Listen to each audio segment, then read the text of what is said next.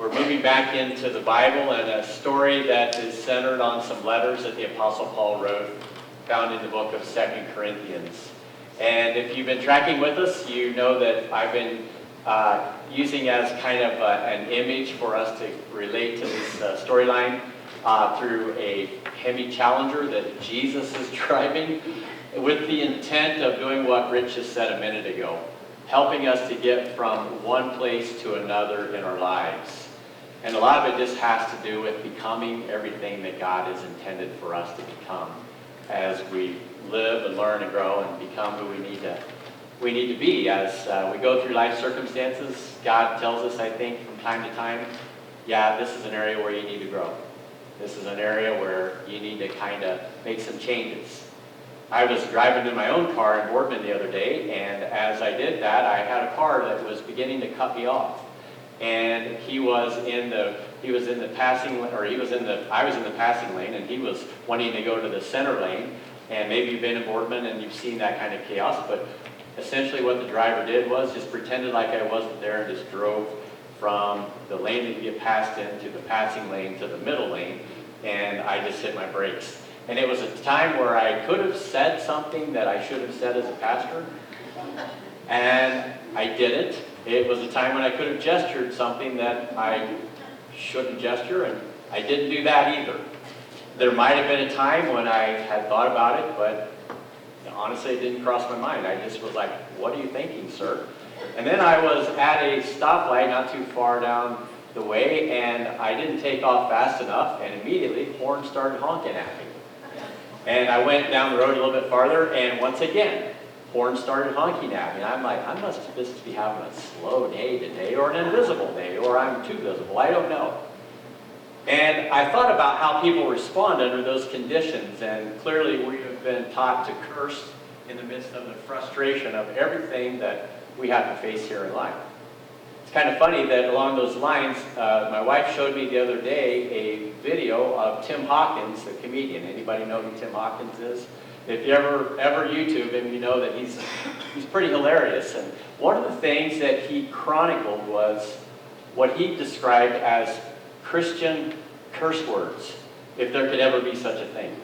But there is, I think, an expression in the mouths of Christians that sometimes doesn't go there with, the big 5 or the big 7 or whatever all those curse words are, but we have our own variation of it, and I've been guilty of saying it just like anybody else. And he had taken a poll on social media and asked to have everyone give the word that they use instead of those one words, and he wanted to catalog all of them and then turn them into a skit. He actually found 100 of them. And I'll just give you a couple of them just so you know. For instance, crud, okay, golly, let's see, crap, and then some variations on that word, and on it goes. You get the point. And it was pretty hilarious, but it is like we still, even though we clean it up, we have that impulse to curse circumstances and situations, don't we?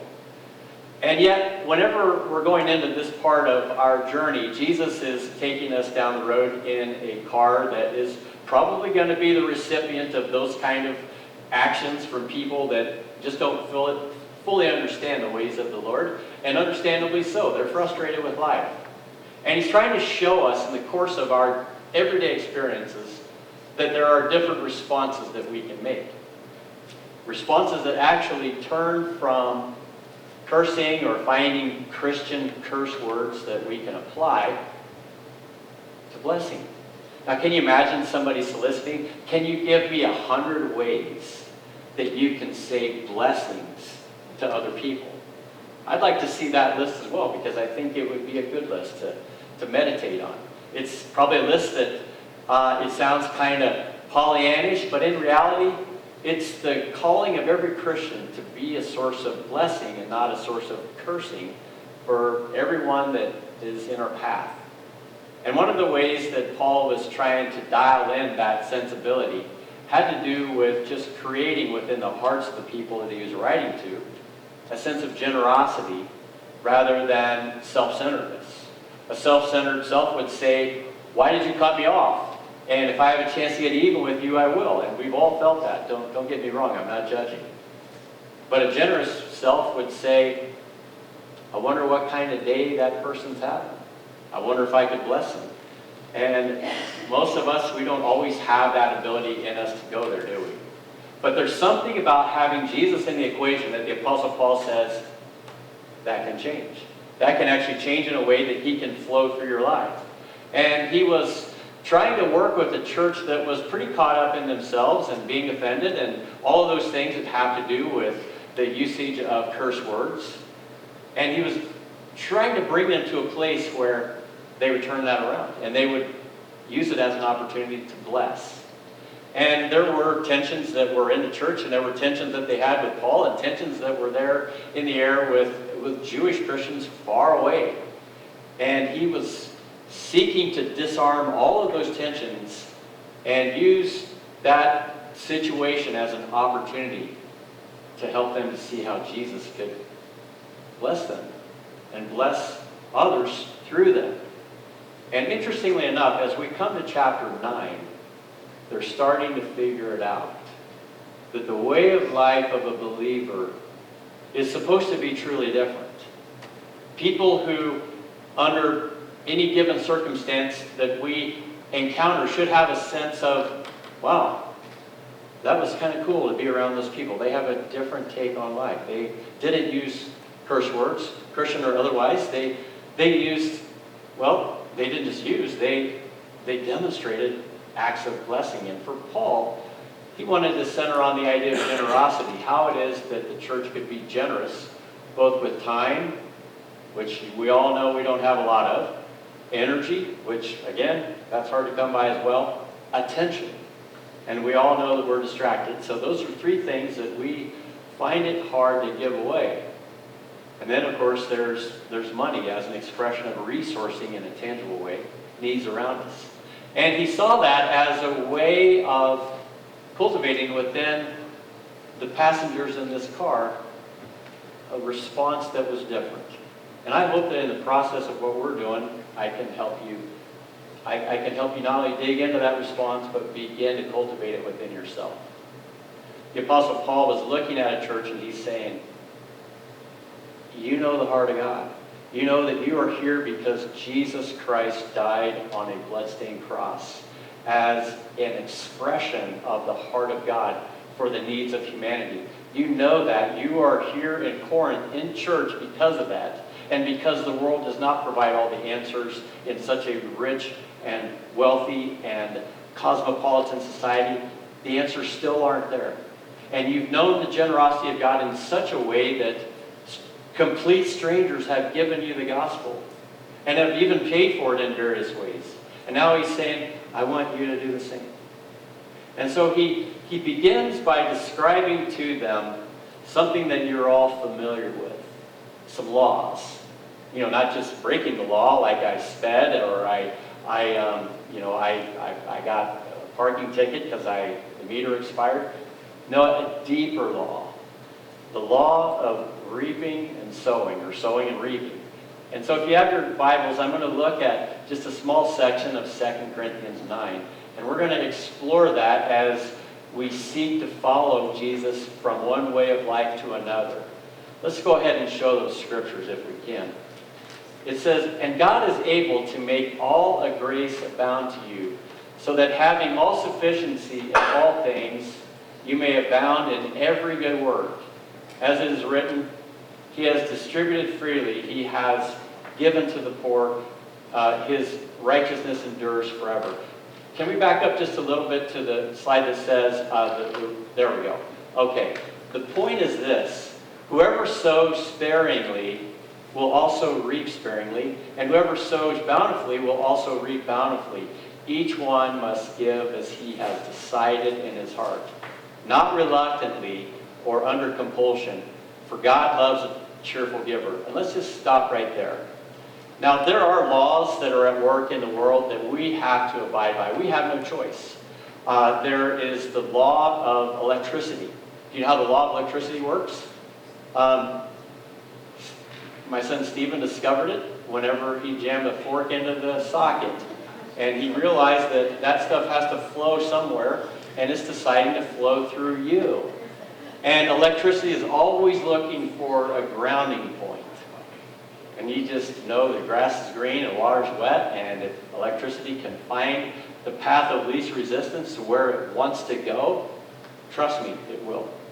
And there are other laws at work. If you climb a tree and you are not real adept at climbing trees and you fall, well, gravity, the law of gravity, is not going to be your friend in that equation. If you just take anything that you go through in life and you stop and you ask, what is the law here? If you eat food and you realize that it's going to metabolize into energy, but eventually it's going to come out in waste, that's the law of entropy. It's just another law at work that makes life work. And one of the laws that everybody knew in the time of Jesus very well, because it was an agricultural society, was if you put a seed in the ground and it germinates and you water it and conditions are what they need to be, well, it'll produce. But if you don't plant the seed, or if you do plant the seed and you don't do what you need to do, nothing will happen. And so he basically says, if you want to develop a pattern of generosity, just start looking at all of the ways that you spend your time and energy and attention. And however you're spending it, you will get the fruit of whatever that is in your life. If you're spending it on things that are selfish and greedy, then you're probably going to get the fruit of misery, and you're going to get things that make you just look at life and say, yeah, I wonder why it's not going well. And I wonder why I feel like such a victim all the time, because it's really all about me. And he wants to change that to a place where you start sowing generosity in terms of time, energy, attention, and just begin to see the feedback from that. Probably there are people in your life that you've known for a long time that were friends perhaps at one point and you were really close, but because you didn't attend to the relationship, it just kind of started to fall apart. Because you didn't sow anything into it. You didn't really reap the reward of a close friendship. And with Paul, the rule applies when it comes to the church, when we look at people who are in need, and he's saying you are a needy people, and maybe one of the reasons why God is not opening up the storehouse of blessing into your life is primarily because you're indifferent to the needs of other people. And as he is building his case, he's trying to show you and I something. That whatever we have in life that we have accumulated, it's there because of that law. If you've invested in your own education and you've learned and you've equipped yourself, the law is you're going to be able to apply that in a gainfully employed manner. If you just said, I'm going to do that one of these days, but you're not making efforts to give it some kind of life of its own, it'll never come to fruition. And I could just drive the point home all day. However, what I want to do actually is I want to just point out how, in God's mind, as he's looking at you and I, he sees us perhaps in our own infancy spiritually. Just like as an infant, as a little child, the world revolves around you. And as a believer, it kind of revolves around you when you first get started because it's all so new and so fresh, and you're so dependent upon other people. But as we grow from there into a place where we're starting to behave in a Christ-like manner, all of a sudden we start seeing things happening in other people's lives that give us, well, God's heart kicks in and we want to be generous to them in some way. We want to provide for them, we want to help them, we want to show them perhaps the grace of God through our own lives. So here we go. We are moving from generosity to influencing in this third part of this third section of our little trip. And as we do that, I want you to know that what that means is the degree of desire that you and I have, that desire that you and I have to allow the grace of God to flow through our lives into other people's lives. And as that happens, something happens in us. Like you're almost telling yourself, once I started serving or helping or giving or doing something that I could see God move through me to help that, I didn't know there was a joy bundled into that. I didn't know there was a contentment that my selfishness couldn't find. I didn't know that through giving, you had a way of just flowing through my life and coming alive inside of me. Now, if you're a student of the Bible, one thing that I can tell you is the Bible is filled with all kinds of geographical spaces, and many of them actually have significant meaning. For example, if you look at on the edge of the Mediterranean, the Holy Land, there is two significant bodies of water, one on top of the other. And in those bodies of water, before the first one, there is a river that flows into it, and it's called the Sea of Galilee.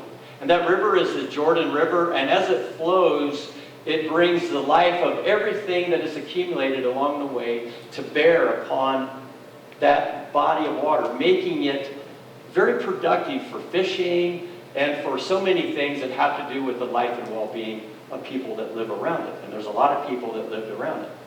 However, that water flows out of that big sea, or the lake, if you want to call it, the Lake of Galilee. And when it does, it flows just a pretty good distance through the desert.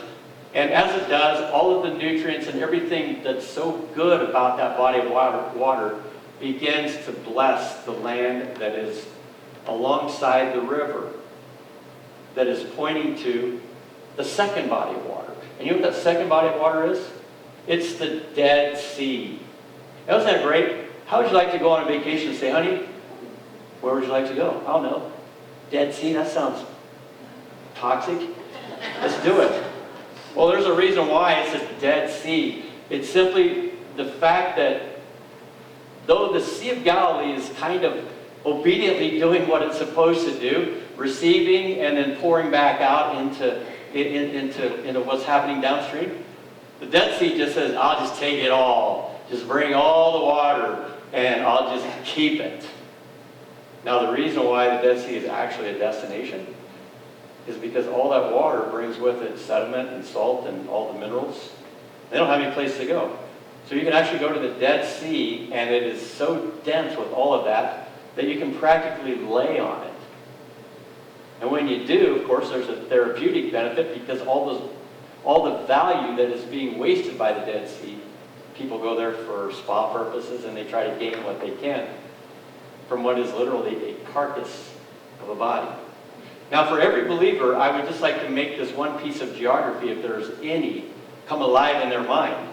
Because by all intents, the purpose of life isn't to get what you can while you can. The purpose of life is actually to be a conduit for the grace of God to flow into and then out of. And you will never discover joy in your Christian life if you don't begin to practice that inflow. For some of you, you work so hard, you help so much, you don't take enough time to feed yourself because you're always giving all the time. But for others of us, it's kind of the other way around. We're just used to taking and taking, because our culture has said, take, take, take. You're special, you need it, you should have it, you want it. And to undo that impulse, God says, no. I want you to receive the blessing so you can be the blessing. He didn't say, I want you to receive the blessing so you can turn it into Christian curse words, and when that guy cuts you off in traffic, you can apply those and you're still going to go to church in good conscience. That's not exactly where we're going with this. What the Apostle Paul is trying to condition within us is a sensibility that God has made you for generosity. He's made you in His image, and He's a generous God. And if the people in the church that Jesus is taking us around to in this letter would only pick up on that, their lives would change. And it would appear,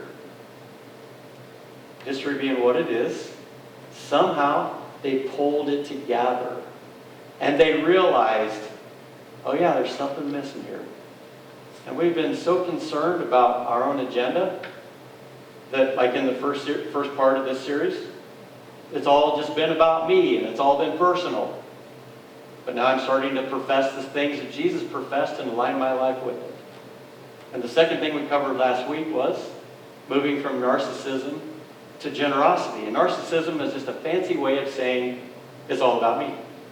It's all about me. And our culture likes to fuel narcissism because, well, we've got to find our sense of self-worth somewhere. We've got to find value in who we are somewhere. And it will happily cater to that sensibility. But have you ever been sitting in a situation as a one-sided conversation, kind of like we're doing right now? But in reality, all the person wants to hear is themselves because they're so preoccupied. Well, I preach because it is the biblical aspect of the church that carries on through time, and I'm called to do it. But in reality, the best work that I do is probably listening and hearing what is going on in your life, in your world. And then figuring out, as I hear that, God, what are you asking me to do in this conversation? How can your grace flow through my life? And maybe sometimes it's just through listening and attention, because it would appear there's a shortage of that. Other times it is a way of saying, how can I help? And it's been cool. I can show you a couple of examples of helping. I mean, if you came in, you saw what's happening out here with the kids' playground. The person said, I want to help. And I'll donate whatever I need to donate to make it happen. And this is one of many times when somebody's come up to me and said, how can I do that? And what drives it isn't so much a selfish need as it is a desire to have God do something through my life for other people, and I'm resourced to do it. But also what drives it is where it lands. I mean, if you guys have ever been kids, which I know some people, they just go from 0 to 21 and they don't seem to have a childhood. But for those of you, the childhood didn't skip you, playgrounds, be honest. Cool things happen in playgrounds. Smiles get put on kids' faces in playgrounds. In a church, we have people come from all over the neighborhood because they like our playground. And it puts a smile on their kid's face, and it's a safe place for families to gather. And God says that's a good thing, because there's signposts of who I am all around it. And I think about how just one pathway of generosity opens up possibilities. And I realize not everybody can do that. And maybe you've been the recipient of generosity, or maybe you've been generous and you've seen how that works. I got to be honest with you, as I'm doing this series, there's a backstory to this series that I think I need to share with you. It wasn't an accident that I chose a Hemi Challenger 4-speed 1970, but I justified it by putting Jesus behind the wheel. Like, you drive Jesus, I'll just ride. It's partly because a long time ago I kind of had a car like that, and I really liked it. And then in 2008, Dodge reissued the Challenger once again, and I'm like, oh, I can't believe it. The same car that I used to have, it's reincarnated in 2.0. And I was all about it, but I also knew, that's probably never going to happen.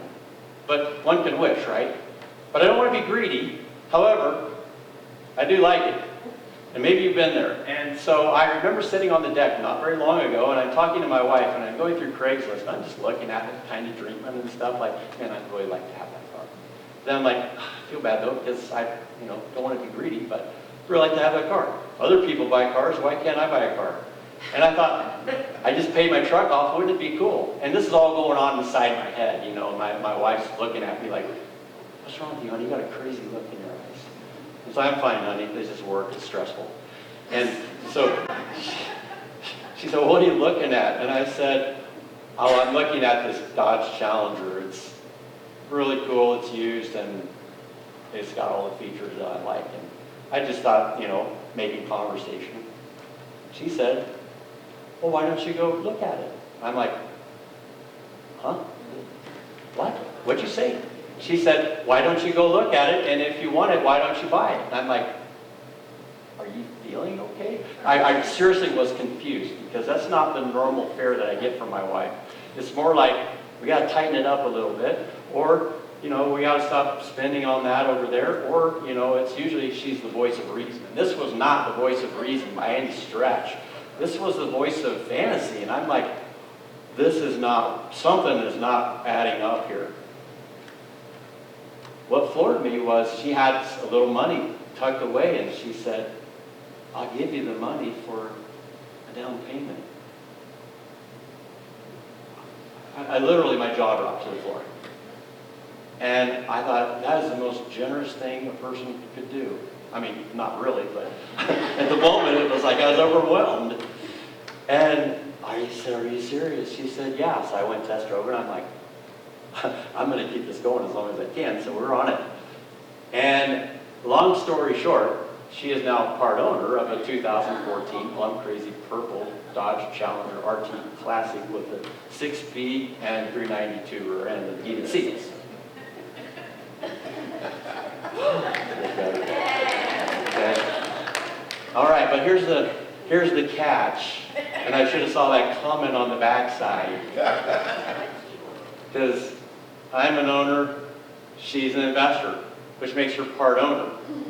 Which in her mind is also a way of saying, we need to have some rules here. And I'm like, oh, I see. You're an investor, there need to be rules for the car that I'll be driving. And I'm like, what did I just get myself into? Well, she definitely has her rules, but I've made my peace with them for reasons that I won't bore you with. But what impressed me was just how generous it was and not necessary. And I got to tell her, foolish. It's just, no, not really. But it's something to be the recipient of generosity, and that's sort of not necessarily a kingdom act of generosity. However, I did justify it by saying, I have a lot of friends, shut-ins and other people, I can go pick them up in this car and they can feel like it's 1975 all over again. So there's upsides all over the place here, honey. Isn't it funny how your mind becomes a runaway train? Except maybe when generosity is in play. But the reality is God says, I've made you to be generous like that. And as I think about that, I think about another slide I want to show you. It's a picture of a couple that I know. And they had heard the call to go to Tanzania, and they answered it, and they said, we're going, we're off.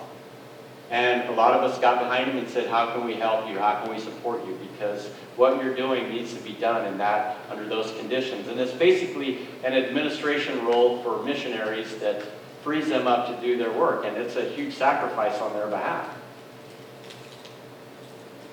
And somebody asked them, and they asked the question back, what can we do to support you? And about a month ago, they sent this little email, and if you're not on their email, see us in the studio afterwards, and we'll get you on there, because these are actually people connected to a family in our church. But this is what they wrote. One block of text says, essentially, just go ahead and put the text up there if you can. It's just following this one. It says essentially this. No, yeah, there we go. Okay, they said, we would just like to have some books sent to Tanzania. And these are the books that would change the culture of our office, because it would enable us to equip the people that we're working with. And it would be huge. But it's a considerable expense to get those books in Tanzania, and it would be great if somebody just said, I can help you with that. But then they were also encouraged to take it down to a personal level, because believe it or not, missionaries like the rest of us are people too. And this is what they asked for. Let's show the other body of text. They said, we would like to have a Hemi challenge. They said, we'd like to have bacon bits and Kool-Aid packets. Bacon bits and Kool-Aid packets. That's all they wanted. And you're like, well, how hard is that? And they said, we'd also like just somebody could drop an encouraging word on one of our birthdays, on Sarah's birthday, Jonathan, their son, who obviously December 24th, who's he competing with on his birthday? And it's just a way of simply asking, would you be willing to help? And most of the time, that probably is part of the breakdown, is that we don't give generously because nobody's asking. And I know this about giving as a church pastor. There are a number of people who get into the habit of tithing, which I do through an automatic withdrawal. And it's just my way of saying, God, you provided every week. I have to show not only respect, but I also have to show appreciation for how it is that you're always blessing us. But then there's another part of me that says, I would like to be able to give when somebody says, you know, I got this $100 need. And they're not even asking me. They're just saying, this is going on, and I'd like to do this, or I need help. And it's nice to be able to periodically just say, I can do that. And on the spot, just be generous. And as a pastor, I give a lot of my time and energy and attention to individuals, which is actually the little secret of this industry. Because I get to do it full time. And I get to see God flow through my life full time. And as difficult as it is to run a church, that is probably one of the primary reasons why I don't get overwhelmed. Because I get to see God move. But I'm not going to be greedy about that, and I try to tell people, when you do things like the Sea of Galilee, you bring God into your life, and then you say, God, show me how I can allow you to flow through my life in life-giving ways for others. He will show you. And maybe it's just something like this.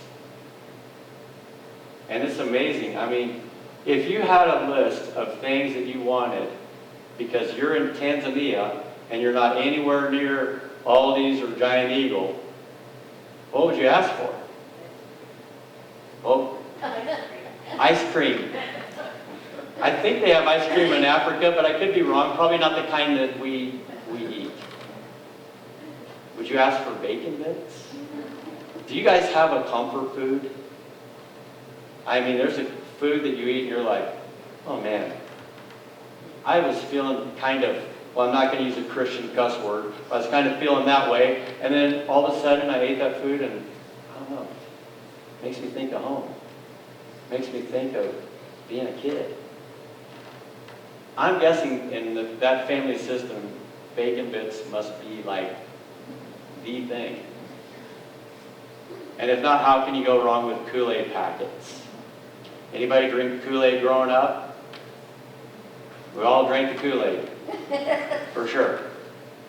Well, there's a lot of little stuff that happens all around us, all the time, that doesn't even register. And sometimes people just kind of leak it out, or it's just a little thing. But if it's important to them, it's an opportunity for God to move. So I'm just going to give you the list real quickly of how this works. The conditions required for generosity to flow are this. Let's go ahead and put that slide up if we can. They're this: sowing and reaping. You sow the things of God into the lives of other people, they'll be blessed, and you'll be blessed. One of the most memorable parables that Jesus told was the parable of the sower, or the seeds, because it's a law. You know, if I'm driving my hour Hemi Challenger with my co-sponsor, and I'm driving too fast, well, I may or may not get away with breaking the law, assuming that that's a thing, and assuming I'm not going to say anything more, because what I say can and will be used against me in the court of law, so I will refrain from it. But with sowing and reaping, there's no getting away with it. It's just a thing. If you sow good stuff will happen. If you sow bad stuff, don't be surprised when drama shows up at your door. And that leads to the second bullet point, a close, trusting connection with God. And if there's anything that we try to underscore here in this room, it's how we can help you cultivate that close, trusting connection. As I've learned to grow up, and there's still some work to be done, I got to be honest with you, I've learned this. Everything in my life, little or big, that's a challenge, that is overwhelming, or that is even just mundane, like a conversation with someone in the church over something, I'm asking God, I trust you to help me in this conversation. I trust you to be with me.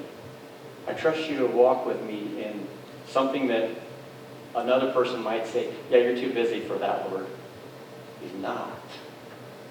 He loves to be a part of everything we do. Matter of fact, I would suggest that some of the things that we do in life don't go the way that they could because we just don't ask. Kind of like our friends over there for 4 years, starving for bacon bits. And all they had to do was ask. I brought it up to our class, and they're like, we're on it. And so bacon bits, on the way. Kool-Aid, on the way. Check that box. Why? Because they asked. And a close, trusting connection with God is based on simply asking Him in the course of the day for help. And the answer is always this: yes, no, or wait. Wait until the circumstances are what they need to be. Now again, there's a lot of things we bring before the Lord that are mysterious and things that are painful. But God hears us.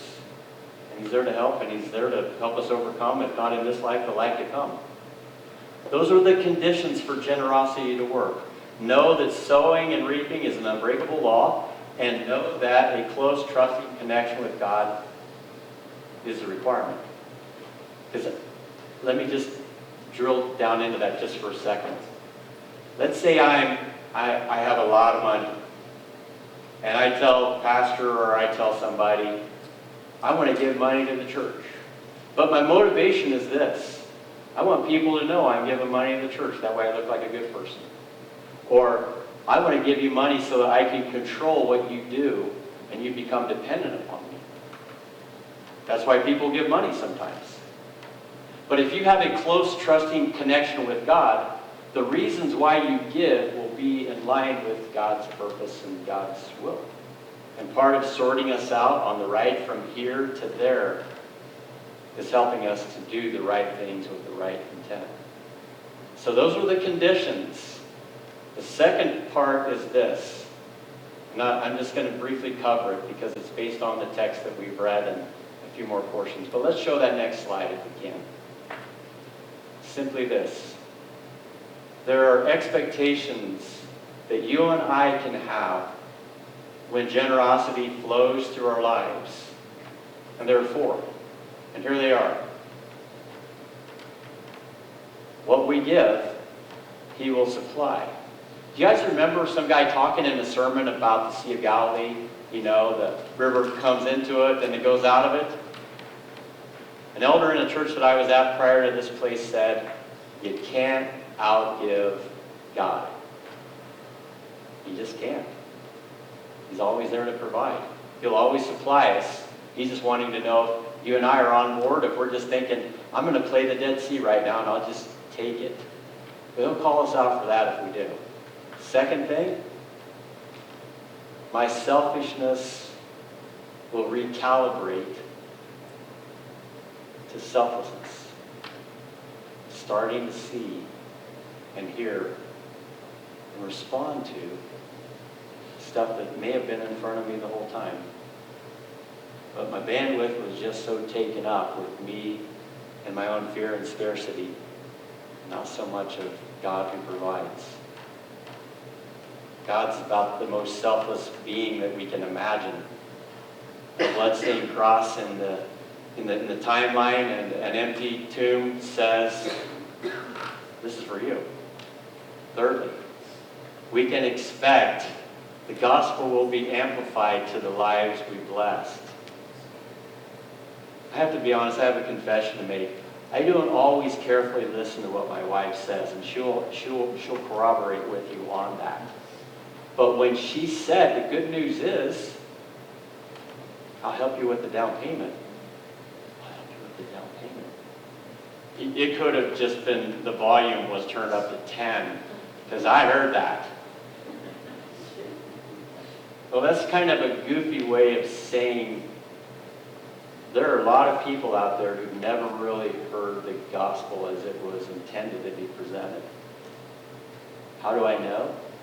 Because I have known people who've heard the gospel and it was in the form of, abuse, exploitation, judgment, indifference. And by that I mean just the attitude of Christians that they've been around. And their experience has been, well, if that's the embodiment of the good news, keep me out. But how can you go wrong with generosity that is based in the love of God? It's really hard. And God is generous more than we realize in ways that we can't fathom. And when God uses you and I to tell others about the gospel, He amplifies it. I did 3 baptisms with people just in the last few weeks with the other service, and every one of those individuals to a person had a story that said they were in a church, and in effect what they told me was the way they were hearing the gospel, they felt disconnected from God. They felt ignorant of the things of God. They felt like they were being judged by God. And I had to assure them that those things under those conditions were not true. But I was hopeful that the people that they were seeing here at First Christian were embodying the love of God in a way where they may give it a second look. And it's been so gratifying to see that happen in these lives. And maybe that's you. Maybe that's your story. I'm not perfect, but one thing I do know, I have a vice, and it's a plum crazy purple handy challenge. I won't give you the spiel. But I do know this. The more my heart is consistent with the things of God, the more amplified the gospel is. And the less it is, the more it just throws a great big wrench into the whole thing. So I can expect that if I'm tuning in to the things of God and just doing what He's calling me to do in that form of generosity that it takes, the gospel is going to be heard. And then finally, this. God's love is seen and He is glorified. Now, God's not selfish when He says, I need my name glorified. It's really a byproduct of what happens. Now, picture this. You're a parent. Some of you guys know this. And your kid is not getting it right, and they're not listening, and they're not hearing what they need to hear, and they're making some choices that are bringing with them some seeds that they're sowing that conjure up some bad things, and you just see it. Partly because maybe you lived it too, but partly because you've lived long enough to see it, and you're like, they're just not in tune with what they need to be in tune with yet. But that day comes, and they start to kind of figure it out, and then all of a sudden, you start to see good seeds planted, and you see fruit emerge, and you're like, oh, what a glorious moment. And it's a glorification that isn't conjured, it isn't forced, it's just the result. And how much does God look at us like a parent looks at their child and long for the day when we kind of grow up and we start to get it? And when that happens, it's a glorious day. God's glorified when the love of his Son comes alive through our life, and it just flows like the Jordan River down through that life that is so open to everything that is being fed by it, and so willing to bring to bear not 100 Christian curses, but innumerable Christian blessings. The Church of Corinth woke up because what was on the periphery managed to find itself front and center. And maybe that's going on in your life right now. And perhaps the first step is to, well, start sowing some good seeds in your life and expect something good to happen. The second thing may simply be this: just a willingness to draw into a close personal relationship with the Lord every day, under every circumstance, good or bad, and know that he's with you, and know that he'll help you, and know that no matter what, in the extreme end of things, he's going to make it good in his own way. And that's the relationship that I want to invite you into that isn't out there. And the reason I know, because there's a lot of cursing going on out there, because it's not being found except in the Lord. Would you bow with me?